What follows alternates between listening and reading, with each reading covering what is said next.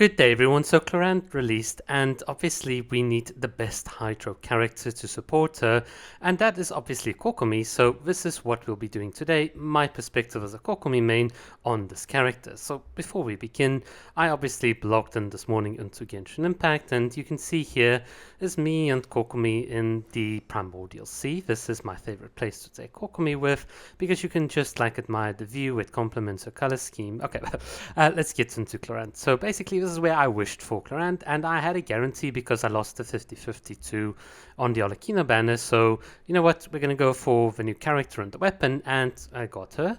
And basically, in terms of leveling up, we're getting there. So there's still a bit of work to do. Standard artifact set, 0 constellation. Now some of you might think, why level up her normal attacks? Well, basically I wanted to do 888 like talent levels, but I miscalculated the number of books. So yeah, that's where we're at. In any case, so let's talk about the combat. The first thing that you'll notice about Clorinde is the fact that her dashes on her E can basically be like follow your direction. So your directional input will determine where she goes. So this is in contrast to some of the auto targeting in the game, and that's something I really appreciate. Having direct control over where you can position Clorinde is so important, and this means that I can like zip around with the enemies. My key bind, as you can see, I typically rebind my elemental skill to a mouse button, means that the D key on my keyboard is free, and that allows me to dodge right with Clorinde in some situations, which is just a lot easier. Obviously on PlayStation or on console and mobile, you can also do this very easily. But as you'll notice here in the background, something is a bit different than what you might have seen elsewhere on YouTube, because currently a lot of people are complaining about the downtime or the lack of uptime on Clorinde, but I actually don't find this to be problematic whatsoever, because my way of playing in terms of my teams and so on is to always ensure that I have a constant rotation. I typically rotate through my skills and elemental burst and have 1 or 2 characters just take up a couple of like seconds of field time, 5 seconds, 6 seconds at most, and Clorinde really fits this playstyle, especially the team you can see here in the background. And I note that this might actually be a bit contrary to what a lot of people wanted her to be. They're probably playing Clorinde like they're playing with Sinnoh, which is a consistent on-field time. You use the Bennett, you use your Lair or your Bus, and she must just do all the magic. But I find that to play effectively with her, you want to have other sources of off-field damage like the Hyper Bloom or here with Nahida, and then you just complement by weaving her in when necessary onto the battlefield, and that is just a far more fun way to play with her. I think that's the intended playstyle. She's not supposed to be this 10-second hyper carry, destroy everything like Arlecchino, like Navia, like Resli, or like Nouvelette. That's not her playstyle. She's a quick character that just zips in and out. By the way, I thought I'd put in a bit of like spread gameplay, because if I don't put this on, people are going to say, well, what about Clorinde spread teams? Yes, Clorinde spread teams are actually Clorinde. I don't know why I'm messing it up. Basically, the spread teams can work and so on. You just need to be a bit more careful because you don't have the healing and you don't have the hyper bloom. And I just, obviously, as a Kokomi main, like using Clorinde with Kokomi. So that's where we're at. Right, so let's talk about Clorinde and Kokomi. Why use Kokomi with her? Why has your favorite content creators on YouTube, I Win to Lose Gaming, Gacha Gamers, Heavy Plays, why have none of them really showcased Kokomi?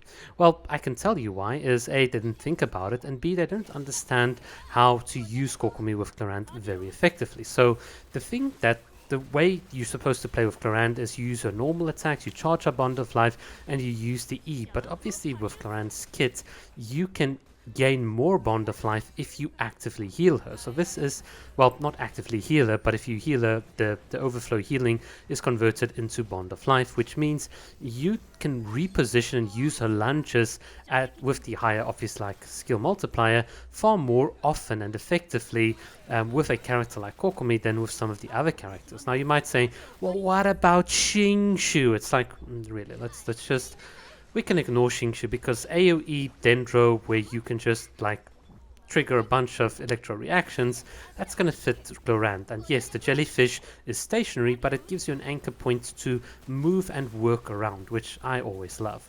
I think a lot of people will talk about this in a future video, but Kokomi's jellyfish being stationary is a lot less of a disadvantage than most people might think. But regardless, it heals up Clorinde, it boosts the bond of life, which means you don't need to end 3, you can typically go in 2 or in 1 lunge, and that allows you to go into a different direction. By the way, the background footage here was my first trial going through the Abyss of Clorinde, so that's why it's not as polished as some of the earlier gameplay. So, in any case, one of the things that I've championed on this channel, this is like kind of a tangent, but you'll see where I'm going with this, is the idea of almost frame perfect healing with Kokomi. If you're a long-time viewer, you'll know what I'm talking about. But effectively, if you time when you hit or when you approach the jellyfish correctly, you can, for instance, heal Clorinde with 0 bond of life. You can heal her up and then use her elemental burst to gain immediately that bond of life. And obviously with the jellyfish on the field, you start triggering reactions. It triggers her passive, and now you've got Clorinde basically ready to punish the enemies quite heavily. So this is one of those little Kokomi techs which has a very important use, because Clorinde can't really be healed during or whilst having the bond of life on her, and unlike the Bennett heals, Kokomi's healing is periodic and predictable in a sense, so you can lunge into a jellyfish tick, clearing all bond of life, healing Kokomi in that, healing Clorinde in that instance with the jellyfish tick, then going immediately into Clorinde's elemental burst, which grants you the bond of life. And obviously once that animation's finished, the jellyfish will trigger some more reactions for you on the field, and you'll get an extra bond of life which you can immediately lunge into, which gives you a lot of mobility and healing. So that synergy between Clorinde and Kokomi is a very high skilled synergy, but it's one that, if you've been paying attention in the earlier bits of gameplay that I put on in the background, is something that is there, which is really, really exciting.